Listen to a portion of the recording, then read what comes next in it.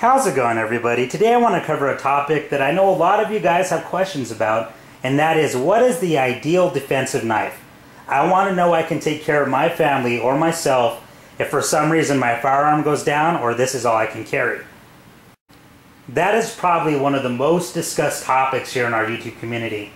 But the fact remains, there is no ideal anything. Just like with everything else in the world, including vehicles and tools, they all have separate jobs and do different tasks. It's very common to see one blade work for one person, and then in the other hands of someone else just completely feel awkward. Those points being said, there is a really good way to go about selecting a defensive knife. You take the track record and different elements in the knives that work for everyone else and modify it towards yourself. Even though there's no such thing as an ideal knife, there are certain characteristics to look for when you're selecting a defensive knife. For example, all these knives right here on the table have something in common. They all have traction, some form of jimping, some way to stop your hand from going forward. If you look over here on the left, this is a standard K-bar. It's actually the second generation one, but that's made out of Kraton on the handle, and it has a hand guard to keep it from going forward if you have to penetrate something. If you look at the Benchmade Griptilian, it also has a lot of traction on the handle scales. On this FRN right here. You can also see jimping towards the back of the spine on the blade. It really locks your thumb in if you have to use it. There's also jimping underneath. All this checkering and stuff really stops your hand from moving forward. And that's what you really want to focus on. As you look down the line, you'll see that in all the knives.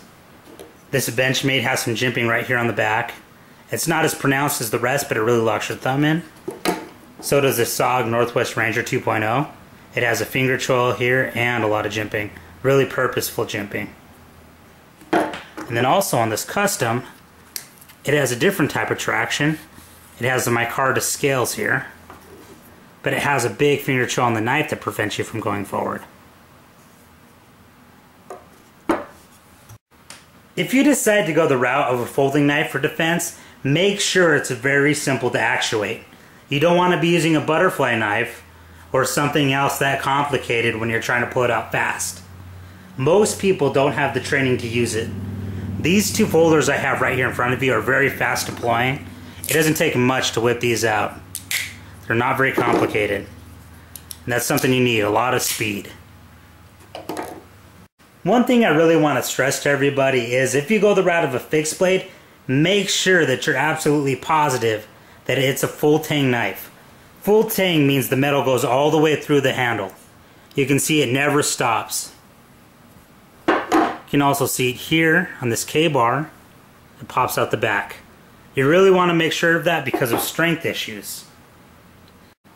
Not having a full tang knife would be like having a baseball bat where the end is just glued on. When your body's pumping all that adrenaline during a defensive situation and your muscles are amplified and exerting twice as much force as normal, and then you're swinging as hard as you can or piercing as hard as you can, just think how easy it would be to snap off the end of that. Under that high amount of stress, it's almost a guarantee that your body is going to recruit more muscle fibers. You'll be generating so much force, it's very highly probable that your knife will break in half. When you go purchase a defensive knife, make sure you buy something of decent quality. You don't have to go out and spend $500 or $600 on a custom knife, but it is important to buy something that's not going to break on you. Try to avoid going to big box marts to buy your knives because a lot of times their knives have poor construction.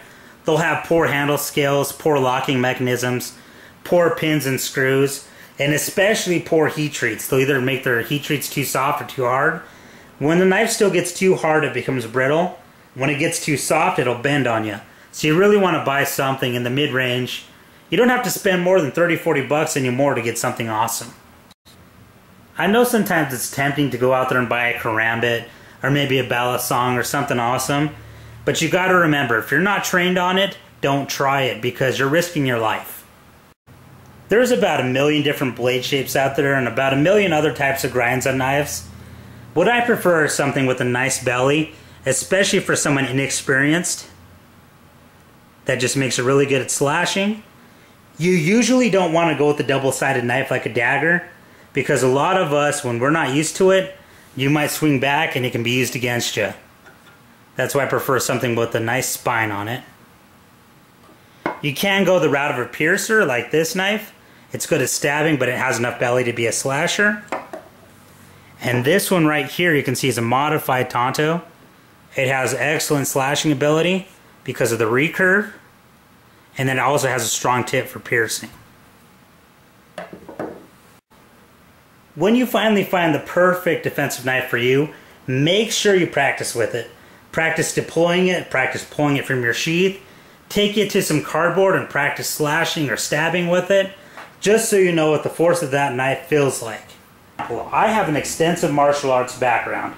I have done it almost my entire life, and I'm really confident in my abilities. Every single one of these knives on the table, I have complete confidence in myself using. You don't want your defensive situation to be the first time you've used your product. Remember, just because you have the perfect equipment for you, and then it feels awesome in your hand and you can do anything with it, you can stab cardboard and it feels comfortable, you can switch with it and do whatever, that there's always someone better out there. You don't want to go looking for trouble, and if you do get in a knife fight, everyone gets hurt. Having the best equipment doesn't make you bulletproof. The last major tip I have for you guys is if you're going into a knife fight, bring a gun. Anyway guys, rate and comment. Do video responses if you want. I'd love to hear your opinions. And I'll talk to you guys later.